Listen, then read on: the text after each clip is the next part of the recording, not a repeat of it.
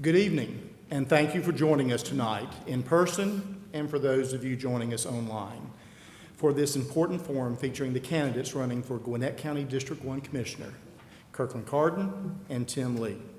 This forum is being hosted by three of Gwinnett's community improvement districts, the Gateway 85, Gwinnett Place, and Sugarloaf CIDs. I also want to thank the Sonesta Gwinnett Place Atlanta for hosting us tonight.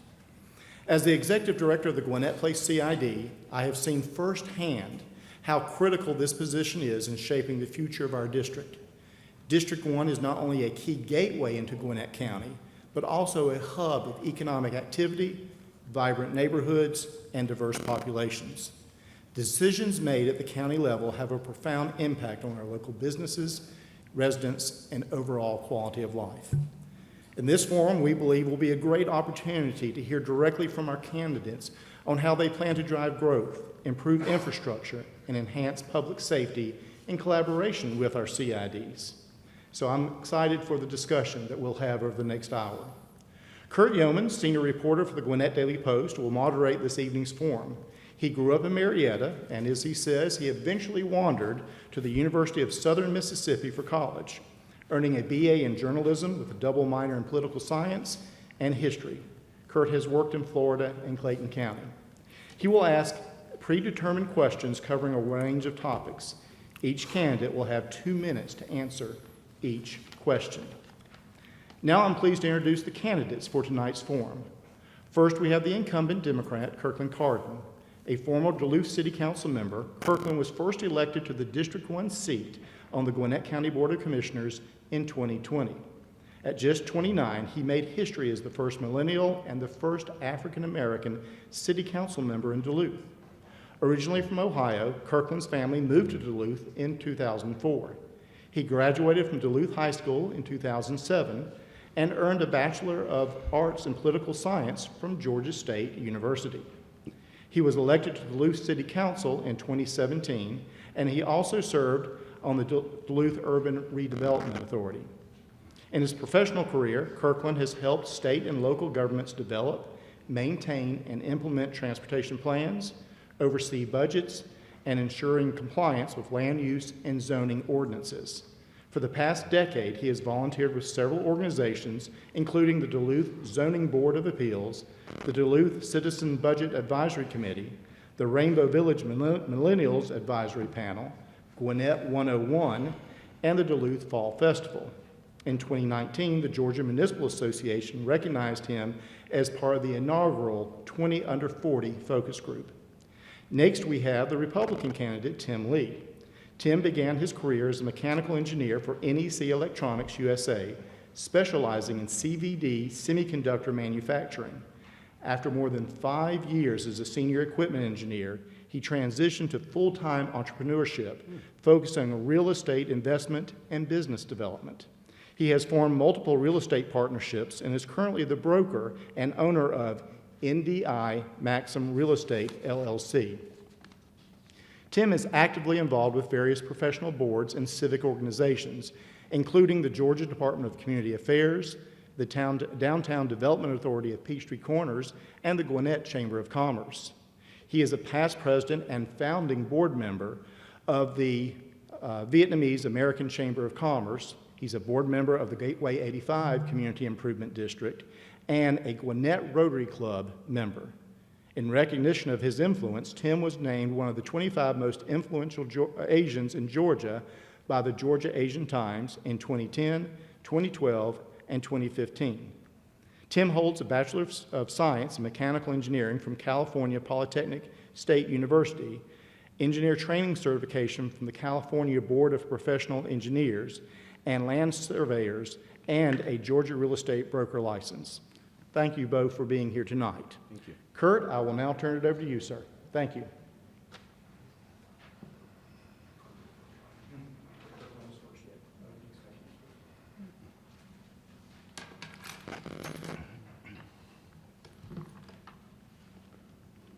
Good evening, everyone.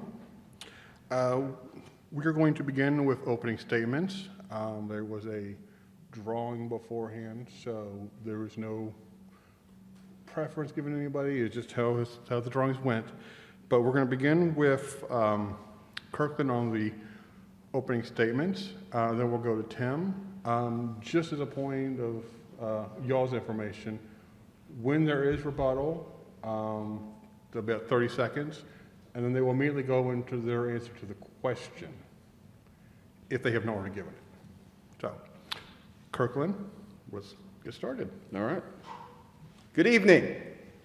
First, I want to thank Gwinnett Place, Gateway 85, Sugarloaf Community Improvement District for hosting tonight's candidate forum. First, I want to thank Tim Lee for participating this evening. Kurt, thank you for agreeing to moderate this event. My name is Kirkland Carden, and I am your District 1 Commissioner on the Gwinnett County Board of Commissioners. I'm so thankful to be here this evening and have the opportunity to discuss with you the future of Gwinnett County, Georgia, and my vision for the county. Not just what we've done, but what we will do going forward. So a little bit about myself. I am a 20-year resident of Gwinnett County, Georgia. Prior to serving on the board, I served on the Duluth City Council and did some great things. When I'm not doing the people's business on the Board of Commissioners, I work in real estate development. I'm a businessman. I work for a company, and we do multifamily development across the southeast United States, and I focus using the low-income housing tax credit to make some much-needed workforce housing across the southeast. Prior to that, I worked for the Georgia Department of Transportation for 5 years. I'm running for re-election to the Gwinnett County Board of Commissioners to make the American dream more affordable and accessible to all Gwinnett County residents. I'm incredibly proud of my record of championing progressive solutions to Gwinnett's serious challenges such as transportation, public safety, workforce housing, and property tax relief. We've accomplished some good things. However, there's more to do. There's more work to be done. And that motivates me to continue my service on the Board of Commissioners. And that's why I'm running for re-election, to continue to deliver results for Gwinnett County residents and advocate for every Gwinnettian's ability to be healthy, prosperous, and safe. Thank you. And Tim, Yes. you're already. Well, first of all, thank you, Gwinnett Place, Gateway 85, Sugarloaf, CID for sponsoring District 1 Commissioner Forum. A special thank as well to Joe Allen and Kurt Yeoman for your efforts in coordinating and moderating this important event. And lastly, thanks, Kirtland, for this event. Gwinnett County is rapidly growing and incredibly diverse, now home to over 1 million residents. With that growth come both challenges and opportunities, making it essential to elect leaders who will guide the county to lasting success. We need a balanced Board of Commissioners that prioritize the needs of the entire community, putting county interests ahead of personal or special agendas. Strong leadership with a long-term vision for economic prosperity and benefits all residents, regardless of ethnicity or background. As a candidate of Gwinnett County Commissioner, my priorities are very straightforward: balancing the county's budget, reducing property taxes, and lowering crime rates, in addition to supporting small businesses. When I came to the United States in 1982, the American dream meant owning a house with a white picket fence in a safe, thriving community. For many Gwinnett residents, whether born here or immigrants like myself, that dream remains the same. I don't believe that the county should be responsible for that dream, but create the opportunities so that we all can achieve the American dreams. Thank you. Thank you. Now, we got a lot of questions to get through. We're going to talk about some issues such as mobility, public safety, economic development, affordable housing. So we're going to try to get through as much as we can. But just as a reminder, there is rebuttals if you're called out by your opponent. If you're called out in your, as they're giving their statement first, and you haven't given your answer yet, as soon as you give your rebuttal, you'll go straight into your answer, and these guys will let you know when to switch. So, first question, we'll start with Kirkland, and we're going to switch back and forth. So the first question is going to start with Kirkland, then go to Tim, and then the second question, we'll start with Tim and go back to Kirkland. So first question, what is the biggest obstacle to Gwinnett County and District 1's continued success, and what will you do if elected or re-elected to overcome this obstacle? All right. Kurt, if you had asked me this question 4 years ago, I would have said public safety, water supply, or economic opportunity are our biggest obstacles. However, crime is down in Gwinnett County by 16%. We successfully settled our water disputes earlier this year. And Gwinnett County enjoys a 3.5% unemployment rate, which is well below the state and national average. However, our success has contributed to another obstacle, management of growth. With Gwinnett being the fastest growing county in Georgia, one of the fastest growing counties in the country, managing our growth has been a challenge at each level of government, federal, state, local, and it requires a coordinated effort. The major challenges to manage the growth that we're seeing, we're going to have to focus on public safety, economic growth and stability, transportation and housing, and as I mentioned earlier, we will need stable leadership in place to ensure that happens. So I do have some concerns. I'm concerned that, or risks we should be mindful of. The incorporation of new cities such as Mulberry will have a negative impact on the economic stability of the entire county. Typically, the amount of lost tax revenue is greater than the funds offset by the reduction of direct services. The potential changes in city-county boundaries and responsibilities, coupled with growth and inflation, which are beyond the purview of this office, they will require laser focus and planning and revision of current plans to deal with these needs. So we currently have county plans and proposals regarding housing and transportation, some of which I previously mentioned. So going forward, I will continuously monitor our plans, look at outcomes, and facilitate efforts to, oh, I'm sorry. If you hear that, your time is up. Okay, thank you for letting me know. Then we have a car, and wave it, and we get an alarm. So Tim, your answer. Yes, the biggest obstacle is the rapid population growth. We are over 1 million in population. The strain on our infrastructure, including roads, water, sewer, public safety, schools, hospital. We have to manage our growth. And how are we going to do that? We have to invest in our infrastructure, expand roads, bridges, freeway lanes. We have to enhance public safety, prioritize recruiting diverse law enforcement officers, especially in the Hispanics and the Asian community. That population group is about 1/3 of our county. We need to focus on that area. We have to equip them, the law enforcement officers, with equipment and technology to serve us efficiently and safely. We have to improve our schools, establish school safety. We have to promote quality developments, balancing commercial and residential developments. For every dollar that you collect from residential development, you have to pay back $1.10. For every dollar that you collect from commercial properties, you only have to pay back 30 cents to 80 cents. So we have to balance that. Prioritize training and investing in our workforce. Balance technology and human resources so that we can do more with less. Thank you. And Tim, we'll start with you on this next question. As you're aware, the commercial property owners have formed 3 community improvement districts, or CIDs, to improve the Gateway 85, Gwinnett Place, and Sugarloaf areas. What is your vision for the role of those self-taxing CIDs when interacting with county government? Thank you for that question.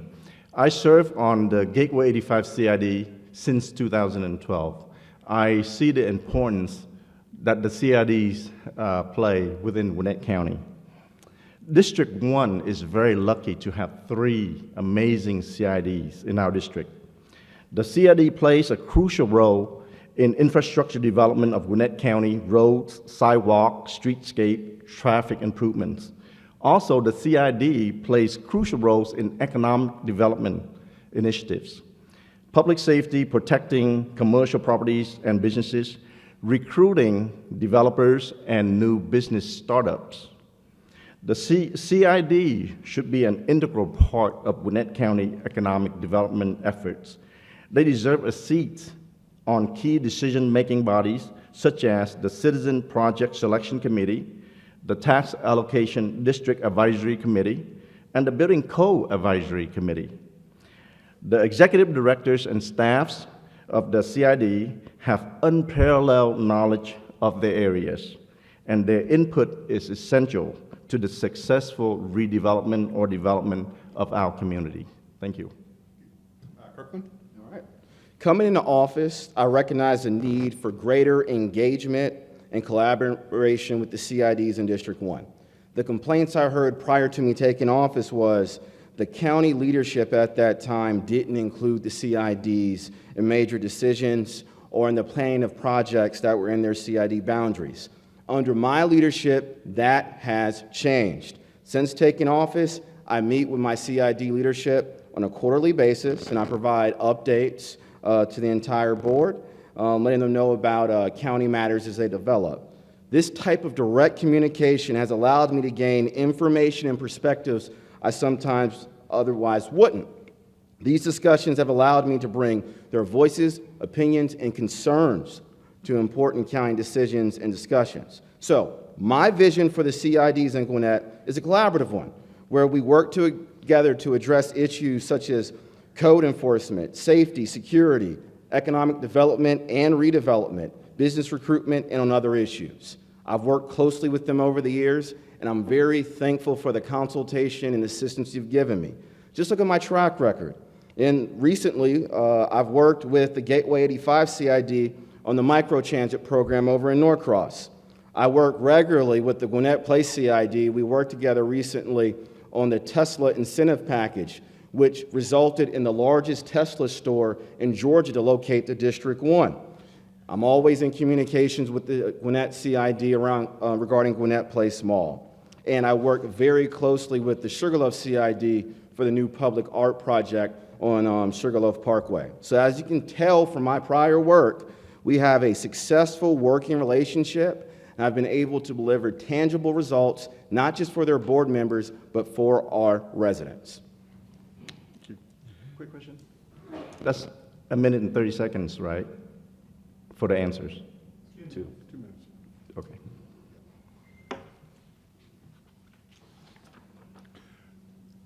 So we're now going to go into public safety. And there's a lot of questions here, so Kirkland, we'll start with you. Over the past several years, the Gwinnett County Police Department has made historic investments in public safety. The Behavioral Health Unit has been organized. The use of cameras, license plate readers, and other technologies has been incorporated in keeping our community safe. The 3 CIDs in District 1 are funding hundreds of cameras throughout their districts. What is the greatest challenge in the fight against crime in District 1 from your perspective, and how will or are you addressing it? Sure. And again, you each have 2 minutes. Okay. Can I start? Yes. All right. One of the major contributing factors to crime in District 1 is poor property management. Slumlords that intentionally ignore their responsibility to provide a safe environment for persons, whether it's residential or commercial property. These properties create a breeding ground for crime that spill out into other parts of our community. I will continue to address these matters with aggressive code enforcement as I have in the past. Just look at my record. As a council person or as a member of the Board of Commissioners, I have always been an advocate for strong code enforcement and improving the quality of life for our residents, especially in residential communities. Now, past practice and behaviors are important indicators when considering who to elect as your next commissioner. Now, I ask you to compare my track record to that of my opponent. Tim Lee has a history of ignoring local ordinances and managing a property on Satellite Boulevard that is a breeding ground for criminal activity. Through the years, there have been excessive police calls on his property. From 2019, there were 88. In 2020, there were 46. In 2021, there were 28. In 2022, there were 55. In 2023, there were 42. And all these crimes range from theft, battery, alcohol violation, drug violation, and even murder. If Tim can't be effective in addressing crime on properties that he is responsible for managing, how can he be trusted to address the public safety challenges that we are dealing with in Gwinnett County? Tim has been cited with over 40 different code violations. How can he be trusted to crack down on slumlords when he is one? Tim, your rebuttal. And then your answer. Yes. First of all, he got all those facts incorrect. That property belongs to someone else. I had a merger with a company that is managing that property. However, I don't have control of that property. That property is under an individual that is self-managing. So, and this is, my merger is way after everything that he mentioned. So that's totally incorrect. In regards to public safety, the biggest challenge in the fight against crime is the shortage of law enforcement officers. We are currently 300 officers, or 25% of targeted quota. We need to recruit more qualified officers, especially in the minority communities, such as the Hispanics and the Asian American communities. We need our law enforcement agencies to have the same demographic outlook as our community. We need to update and use leading-edge technologies. The criminals are getting ahead of our technology capabilities. We need to be more advanced compared to the criminals.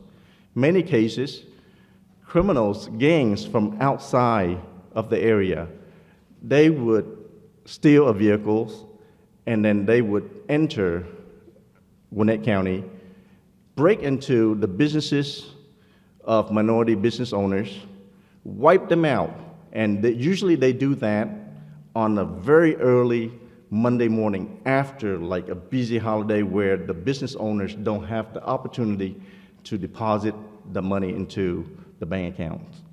This is not acceptable. We need to collaborate with community alliances, anti-crime community task force. We need to build the trust within the minority communities. We need to stop the leakage of confidential information within our communities to the outside gangs. So, thank you. Good, that's just in time. Tim, we'll start with you on this next question. Car break-ins are the #1 crime committed in all 3 CID areas. This impacts hotels and their guests, as well as businesses and their employees and patrons. Car break-ins are also an issue in residential areas. Beyond patrols, what plans do you propose to support our law enforcement professionals and protect those who live, work, and visit District 1? Yes, first of all, I would like to give credits to Governor Kemp. He signed the Senate Bill 44, which increased penalties for recruiting minors into gangs, mandating 10 years prison sentence for recruiting anyone that is under the age of 17 or individuals that are disabled. This legislation has a significant impact on crime between the summer of 2023 and 2024, demonstrating how effective state laws can directly reduce criminal activities. Additionally, Gwinnett PD and multiple police departments, municipal police department, work together to dismantle these criminal operations swiftly. I'm very grateful to the various law enforcement agencies for their rapid response of the community concerns, and thank you to the state senators and Governor Kemp for their efforts. My proposal is to be tough on crimes, cooperate with Gwinnett DA, and to come up with a solution so that we can crush prevent these gangs from coming into our county. Also, again, creating stronger alliances between Gwinnett PD and community-led anti-crime task force. Also, recruiting Hispanics, Asian police officers into our community so that we can build the trust and we can communicate better with our residents. Thank you. All right, so in 2023, the entire Metro Atlanta region saw an increase in crimes in theft related to auto and burglary. Although this was a regional issue across Metro Atlanta, thanks to our Gwinnett County law enforcement, the suspects were identified, arrested, and the group is suspected of approximately 500 entering autos all throughout Metro Atlanta. I'm happy to share that the entering motor vehicle theft has decreased from August of last year, from August to this year, by 26%. So, and actually that unit that did that work is actually up for an award by the Gwinnett Chamber for their outstanding police investigation work. So I did want to acknowledge them on that. I will continue to support law enforcement as I have over the years. During my tenure on the Board of Commissioners, we made significant investments in public safety. So going forward, this is a promise I'm going to make to the CIDs. In next year's budget, I'm going to advocate splitting the costs for additional flock cameras in our CIDs in commercial corridors. More of these cameras will help our detectives and our situation response center address these crimes. Additionally, I'll continue to provide the type of leadership that's proactive in our staffing concerns. As the rest of the country, we experience pandemic-related staffing issues. We have an excellent HR staff that I'm happy to work with, and thanks to their work that's been successful, we've addressed a number of the staffing issues in our police department, and I say it's successful because crime has gone down in Gwinnett County by 16%.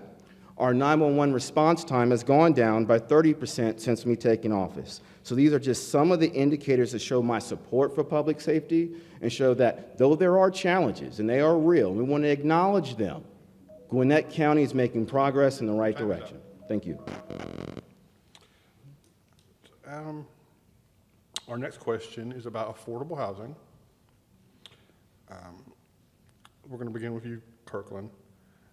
Housing affordability is a topic of conversation across the nation and here in Gwinnett. Gwinnett has 8 housing development projects in progress and are investing $9 million in affordable housing options. When we say affordable workforce or attainable housing, we know that means something different to everyone. How do you define affordable workforce attainable housing? What does affordable workforce attainable housing mean to District 1? From your perspective, what are Gwinnett's biggest challenges regarding housing, and what are your solutions to address those challenges? I know it's a lot, but That's a lot, but it's an important it's a lot question. to have to read. So. All right, so I'm going to give you the textbook definition of affordable housing as someone who works in this industry. Affordable housing is considered affordable when housing payments and utilities do not exceed 30% of gross monthly income. So anything above 30% is considered house burdens. That means an individual will be house burdened. The current median income in Gwinnett County, Georgia is $444,000, and the average rent is hovering somewhere around $1,600 plus a month. So for many Gwinnettians, as you can tell, I should also mention the median income for Gwinnett is $78,000. So as you can tell, for a lot of Gwinnettians, the young folks say the math ain't mathin', and they're struggling to get by and obtain decent housing. True story, many of the young people I grew up with here in Gwinnett can't afford to stay in Gwinnett.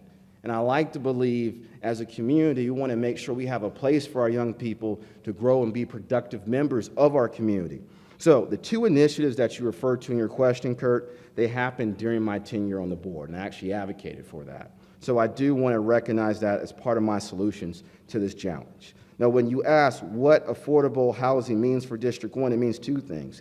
Increasing the inventory of housing in District 1, and second, improving the existing rental housing that we have. Now, regarding the expanding of housing inventory, I support incentives, especially retooling our economic development ordinance to provide incentives to encourage new affordable housing in Gwinnett County, Georgia. We also have to focus on improving the existing condition of the housing we have, which sometimes is affordable. So we passed an ordinance last year that I championed that gave staff the legal authority to do interior inspections on multifamily commercial properties for rent. And I'm happy to say that is allowing our staff to address those quality of life time. Tim, your response.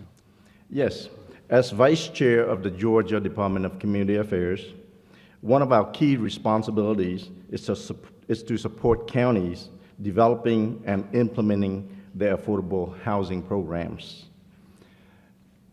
I lived in the project when I was growing up, so I know what affordable housing is. My definition of affordable housing is the opportunity to live in a comparable home at 70 to 80% of the average cost in the area. Several programs help us achieve this goal. Public housing, administered by local housing authorities, where tenants pay rents based on 30% of their income. And I'm going to list of all these housing programs that the DCA provides for the county and the municipality of Gwinnett County.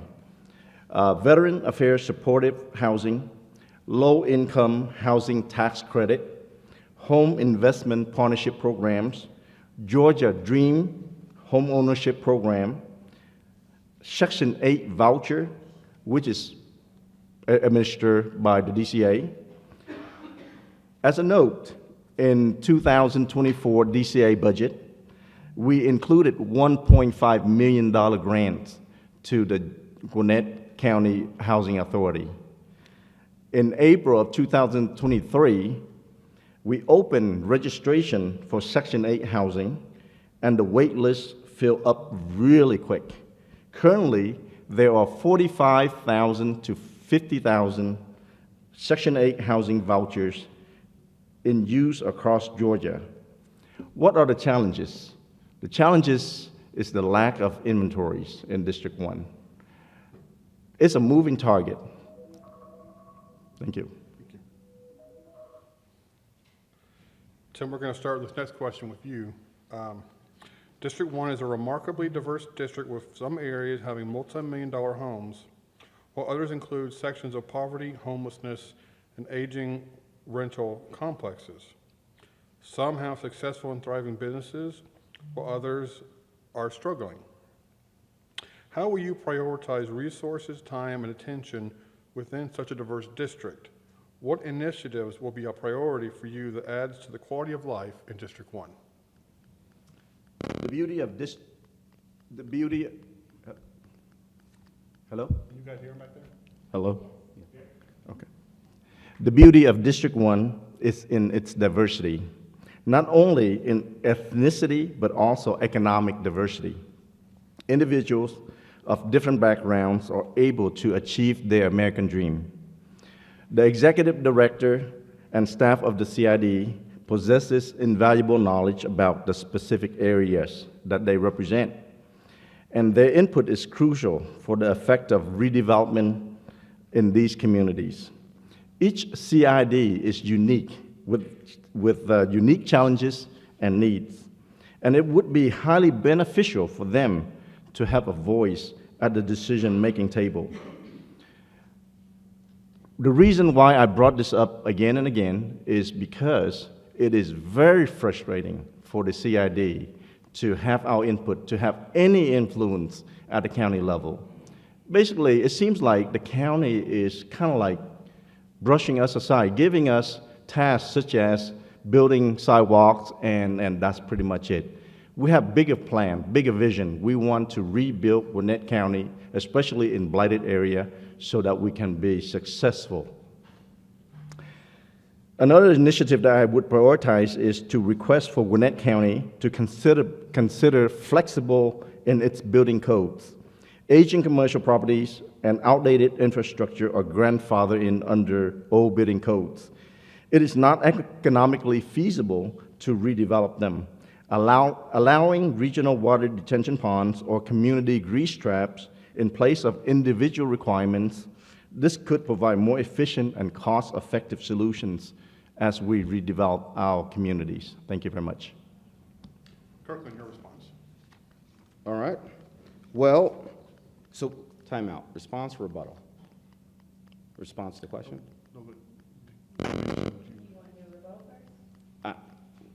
There was a mention to the county. I am a fiduciary member of the county. I didn't attack him. I You didn't attack didn't him. mention him by name. That's fine, that's fine. I was referring to the I'll county. answer the question, it's just fine. All right, so, well, the county doesn't have to do this work alone in addressing the complex challenges of District 1, which are unique. I strongly believe in the power of public-private partnership. So when I was a city council member over in Duluth, we worked regularly with the private sector to revitalize our downtown. I would think it's very successful just driving through. And just look at the effect it had on the adjacent residential communities. So those familiar with Duluth have seen that transformation firsthand, and I would seek similar opportunities to address revitalization efforts in District 1. Now, with regards to prioritization, I would form a short-lived recommendation body made up of representatives of each CID in District 1, private consultants and community leaders who are interested, as well as some members of county staff to develop a strategic district-wide plan for development and redevelopment. I would use the recommendations from this body when considering proposals before the Board of Commissioners, and knowing my 4 colleagues, they would find value in a short-lived commission like this. Thank you. And we're going to move on to mobility now, and I promise you I did not pick this question. Now, you guys have already answered it for me in our questionnaire for the newspaper, but the first question is about the transit plans.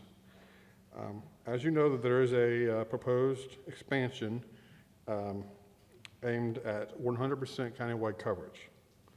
A 1% sales tax for 30 years to fund up to 75 transportation or transit projects in Gwinnett is on the November ballot. What do you see as the key elements for an effective transit plan that provides the right mix of projects? Does this plan accomplish that goal? And will you be voting in favor of the referendum? And we're going to begin with Kirkland on this. All right. So to answer the question, the key elements of an effective transportation plan or transit plan, first off, I would say safety and comfort. Reasonable commute times is second, flexibility is third, and access to popular destinations is paramount. So I'm happy to say that the current transit plan that me and my colleagues worked with our DOT to prepare addresses those issues. Now, no plan's perfect, but this is a pretty good plan. The current transit plan focuses on safety measures, which have to be implemented in the plan. Comfort will be enhanced because we'll have transit facilities with restrooms that get people out of the elements. The plan will have flexibility and access for Gwinnettians with physical challenges with our on-call paratransit service. Flexibility and access are also going to be provided through a micro-transit service, which we're currently running in 3 zones in the county. Commute times would effectively be improved because of the bus rapid transit, which will have dedicated bus lanes, so we'll have reliable schedules for our buses.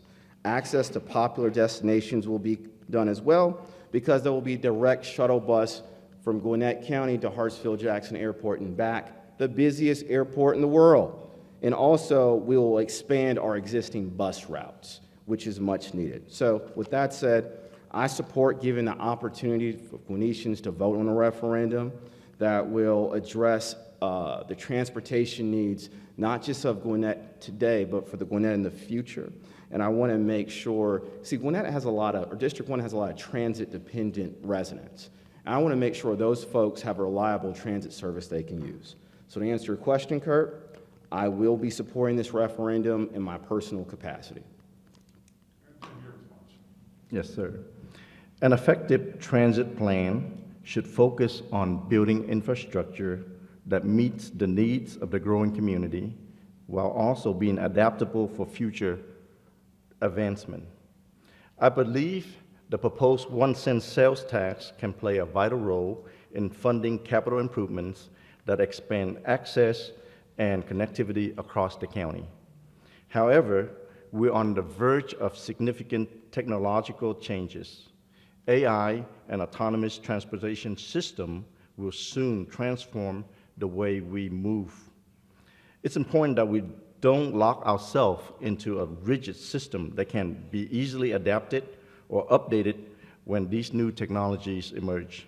Instead, we should focus on developing a flexible transit framework that can evolve with these advancements.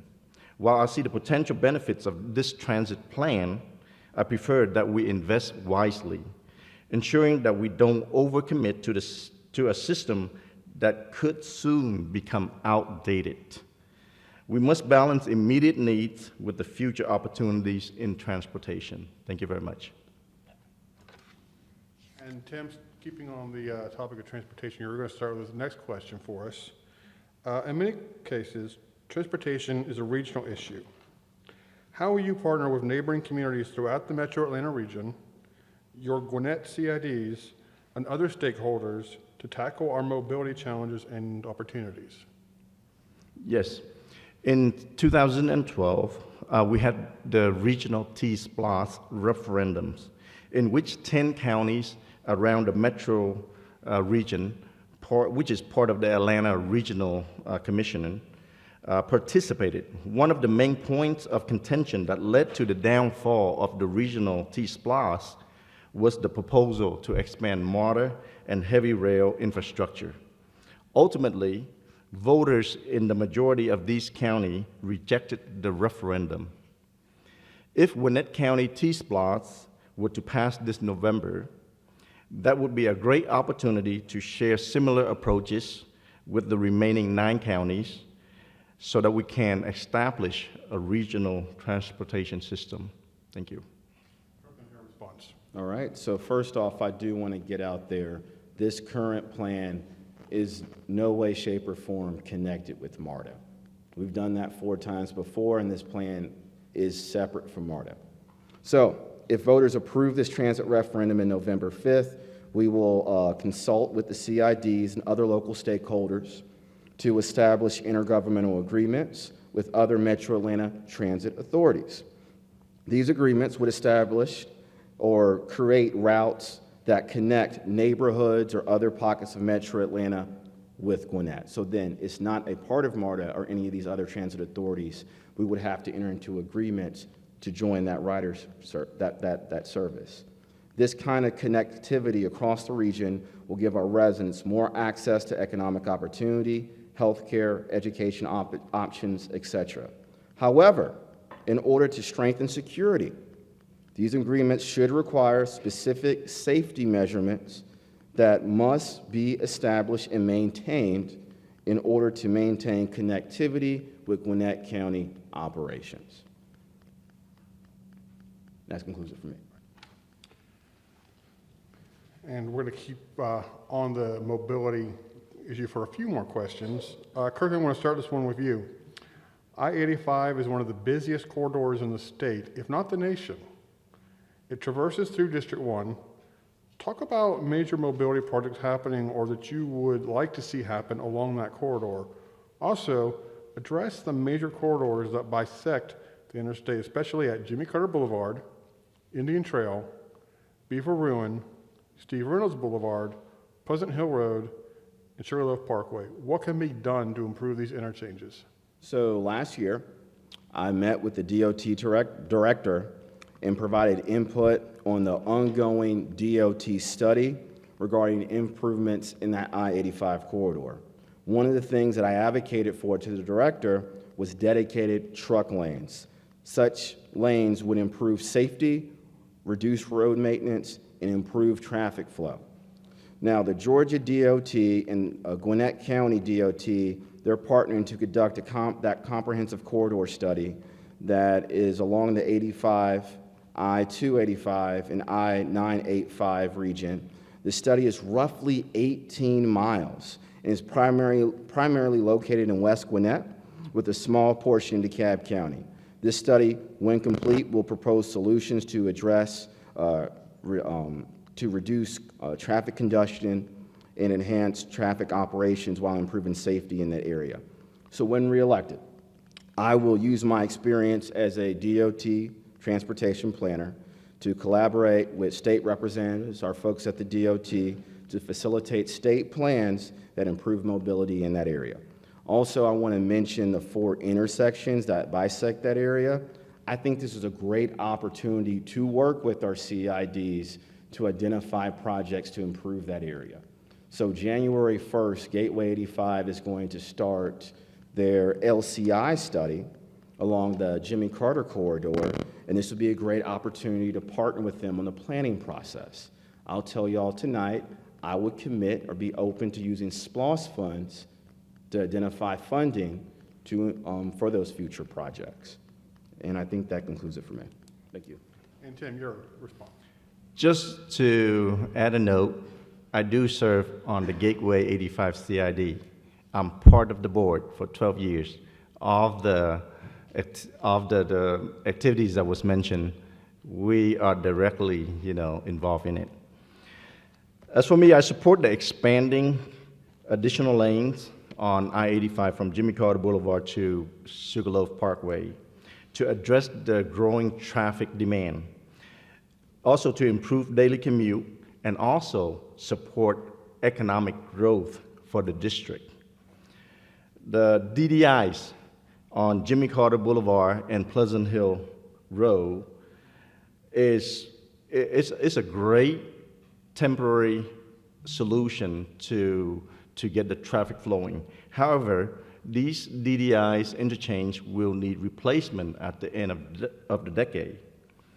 I'm advocating to expanding bridges and to add more ramps, on-ramps and off-ramps to the interchange noted. The Gateway 85 CID is currently adding on-ramps and off-ramps to the Jimmy Carter Bridge and the Jimmy Carter DDI. And that will hopefully reduce some of the congestion right at that interchange.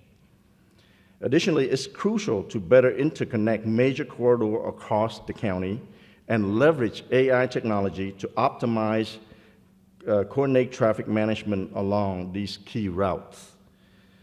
Traffic data are constantly changing, months by month. We need AI technology to make sure that the adjustments are instant instead of manually trying to program these data. Thank you. If we could have everyone silence their phones for the remainder of the event. Thank you. Tim, I don't know whether to congratulate or feel sorry for you because you get to be the one to start the answers on this next question on everybody's favorite topic, traffic congestion. If elected, how will you be forward-thinking and initiative taking on ways Gwinnett County should deal with the challenges associated with mobility? Other than what you have shared already, what are your solutions for Gwinnett's congestion problems? Yes, Gwinnett traffic is certainly challenging compared to other suburban areas, but not as severe compared to most metropolitan cities. I came from California. I know traffic congestion. When I think about mobility, I see it as a key driver of economic development. To attract major corporations to Gwinnett County, we need a robust public transit system. Efficiently moving our workforce across the county is essential to increasing productivity. That said, I believe we can partner with private sector to provide transportation solutions for our workforce. Doing so more costly, effectively, and with fewer subsidies than currently proposed. I travel across the country. I travel around the world, and I observe that there's a shift as far as public transit, and there's a shift towards public-private collaboration. Public transits in those in countries, in the Asian countries, are predominantly private public. Grab, Uber, etc. Literally, you can get from one location to another very inexpensively. I'm proposing that we subsidize senior and low-income riders. The services will be better, and the wait time is going to be much less. Thank you. Response? All right, so you mentioned some of this prior, but I will use this as an opportunity to elaborate. So first off, dedicated truck lanes. I believe, or I know for a fact, removing trucks off the main flow of traffic will free up space on the main lanes of traffic. In 2023, there were over 6,500 trucking accidents in Gwinnett, Georgia, resulting in 218 fatalities. This is according to the NG Law Group and using 2020 data. 6% of all trucking accidents in Georgia occur in Gwinnett County, Georgia. Now, I think we all can agree that traffic fatalities is something that we want to focus on and try to reduce. This issue cuts close home to me. My grandfather, he died of a trucking accident, and he was a fatality of that many, many years ago. So for some, 218 fatalities is a palatable number, but each fatality, each loss ripples through families for generations. So that would be number one. Bus rapid transit, dedicated bus lane for our buses to commute up and down. It's never been done before in Georgia. We're looking at doing it with this referendum. The Ride Gwinnett app is a modern way, flexible way, and a safe way for riders to use transit. It's very similar to other apps like Uber and Lyft, but we're applying that to mass transit. So lastly, I'm very familiar with the processes of the DOT as a former DOT employee, and when reelected, I will work with our state delegation to lobby for additional funds and get plans to improve the diverging diamond intersections that are up and down 85 in two of our CIDs. Thank you. In the interest of time, we're going to move ahead to the next section on economic development. Kirk, I'm going to start with you on this question. And this is pertaining to the Sugarloaf CID specifically. What is your vision for the future of the Sugarloaf area, not just for the Cal South District, but for the larger community, including Sugarloaf Mills? Okay. When you look back at the placement of where these malls were across our country, many of them were located in tourist areas, which attracted revenue to the surrounding areas. I would like for the county to refocus on that concept, not only providing entertainment and convenience for Gwinnettians, but also attracting tourist dollars into our Gwinnett community. In this vein, when reelected, I would support the adoption of a new Sugarloaf overlay district. Designation of this district should be complete by next month. It's actually before the Board of Commissioners now. This overlay district will make it easier for the private sector to develop and even redevelop underutilized property that's in the CID area that falls in that overlay district. And lastly, I will continue to support efforts that keep the Sugarloaf CID area strong, safe, and vibrant for many, many years to come. And Tim, your response. Yes. I see the area between Sugarloaf, Gas South District, and the Sugarloaf Mill Mall developing into a key financial hub for Gwinnett County, driven by a mix of commercial and mixed-use projects.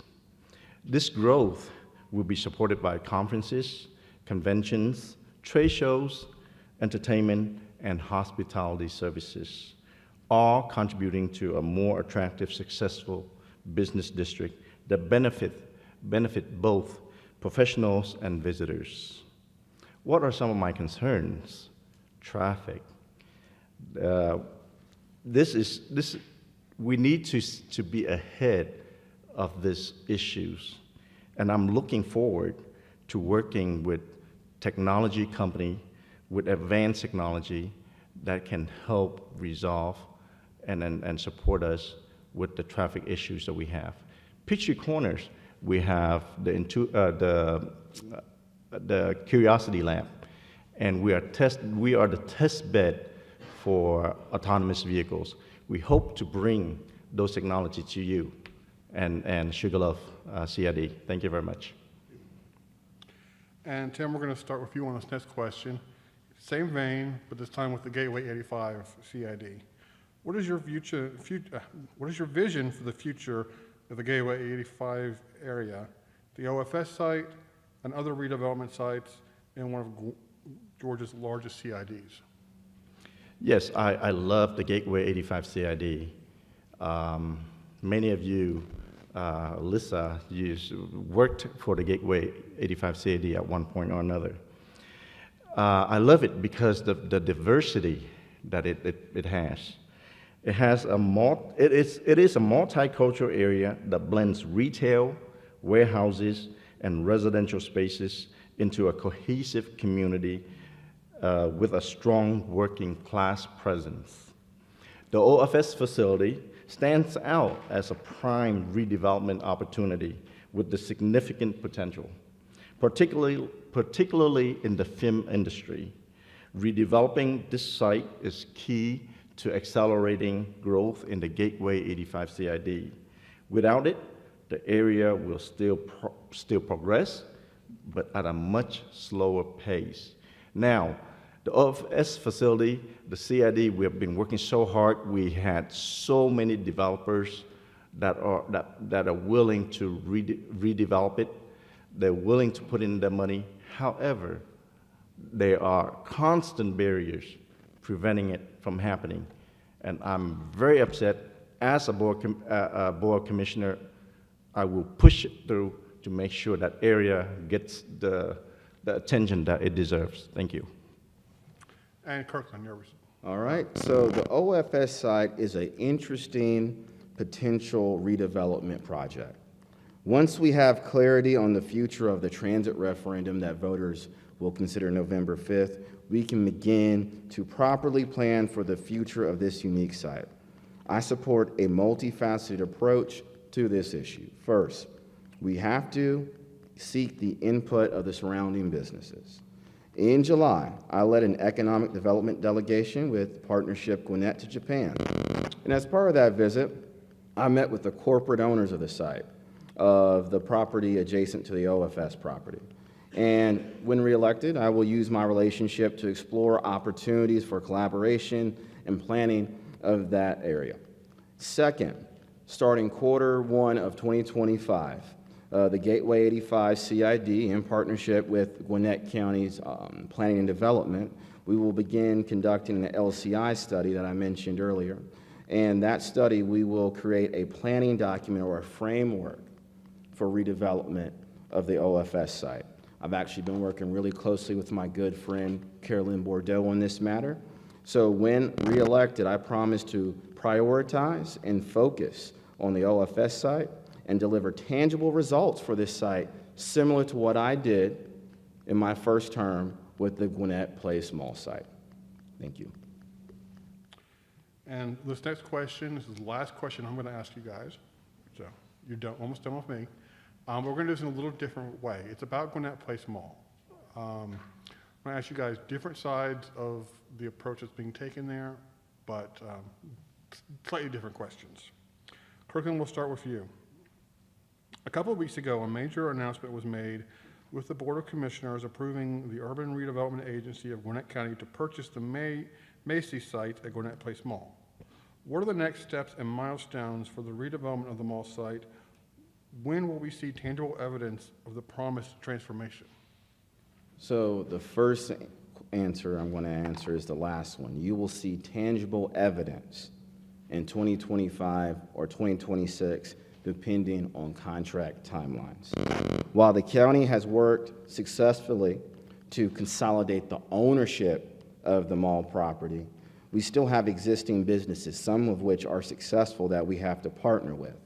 Now, next I'll identify the milestones. We are currently reviewing all the existing agreements. Some date back to the 1970s between the county and the anchor properties. Second, county staff is working with CBRE to draft an RFP, our request for proposal. That RFP process will begin Q1 of 2025, which will solicit that to private sector developers. Somewhere around Q2 2 or quarter 3 of 2025, we will announce a master developer that has been selected as a result of the RFP process. Next month, I was actually talking about this with my planning commissioner earlier tonight. Next month, we will begin the process of adopting an overlay district for the entire mall site. This approach will rezone the property and make it easier and make it quicker for redevelopment to occur. Next, we are working with CBRE to begin the scoping of the demolition of the mall. So we should be ready to issue a demolition permit by 2025, quarter 1. So when I ran for office 4 years ago, I came here in this room and made a bunch of promises about Gwinnett Place Mall. And we've accomplished a lot, right? We bought the mall when I was first in office. We spent $7.4 million in infrastructure. We spent or got $20 million for a raised grant to redevelop our transit hub. I'm committed to making sure this investment of ours bears fruit. And Tim, a little bit of a different take. You're a stakeholder in the area. What do you think should happen at the mall site, and what would you do differently than the approach that Commissioner Cardin and the current commission is taking with that property? Yes. The Gwinnett Place Mall has been in decline for over a decade. While the county's purchase of both the Moonbeam and the Macy portion is a positive step, it's time to let the private sector developer take the lead in revitalizing the area. The county doesn't specialize in redeveloping outdated malls. Our role should be to support and incentivize, not manage the redevelopment. As a stakeholder, I feel the pain of fellow commercial property owners. We have been waiting for decades to see things happening. In addition, property taxes have increased significantly. I have seen 50% to 300% tax bill increase. Any gain on rental income goes towards taxation. This is not sustainable. Why do we have to constantly fight, appeal our tax bill in order just to get a fair deal? That, to me, doesn't make sense at all. Private developers need to step in with their expertise and resources to generate new tax avenues. They are much better at it than the county is. Two of the remaining of the four owners at the Gwinnett Place Mall are not in line with the vision and approach of Gwinnett County. They felt left out.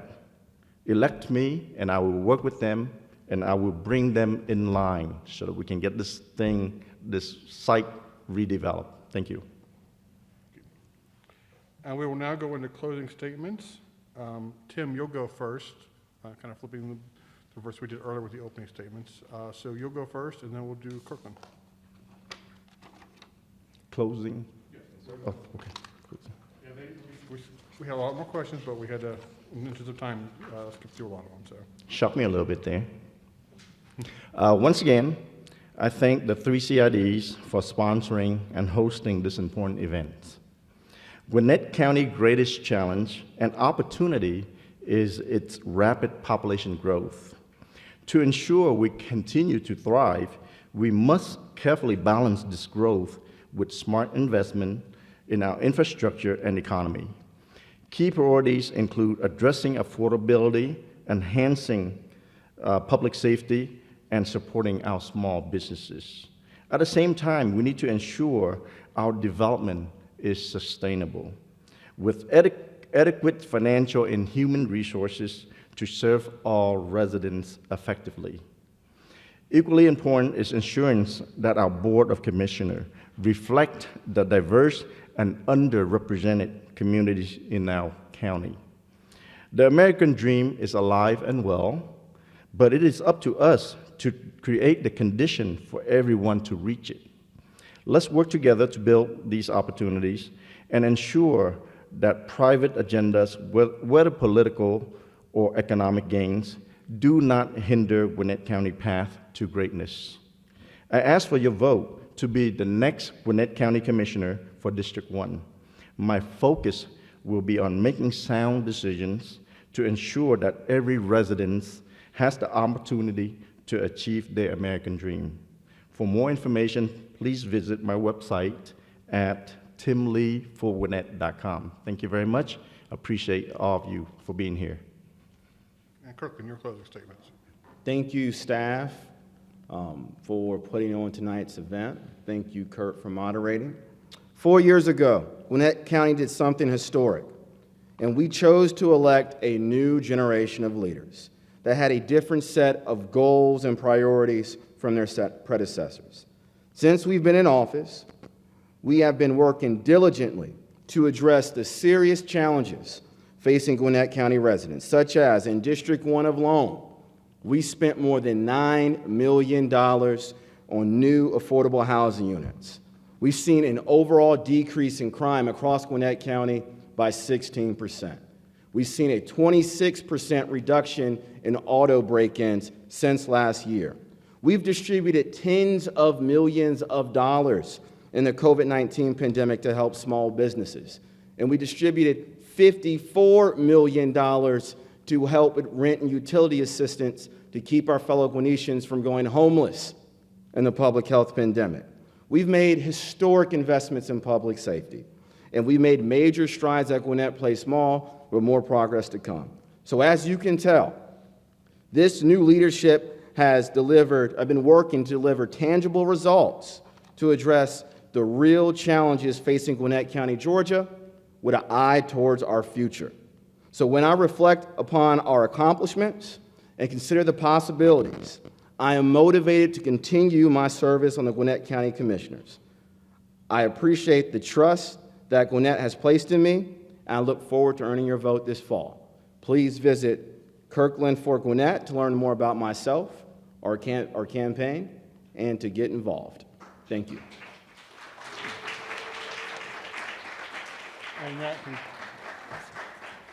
And that concludes our question and answer portion. I'm going to turn this over to Alyssa Davis, who's the Executive Director of the Sugarloaf CID, for closing remarks. Thank you.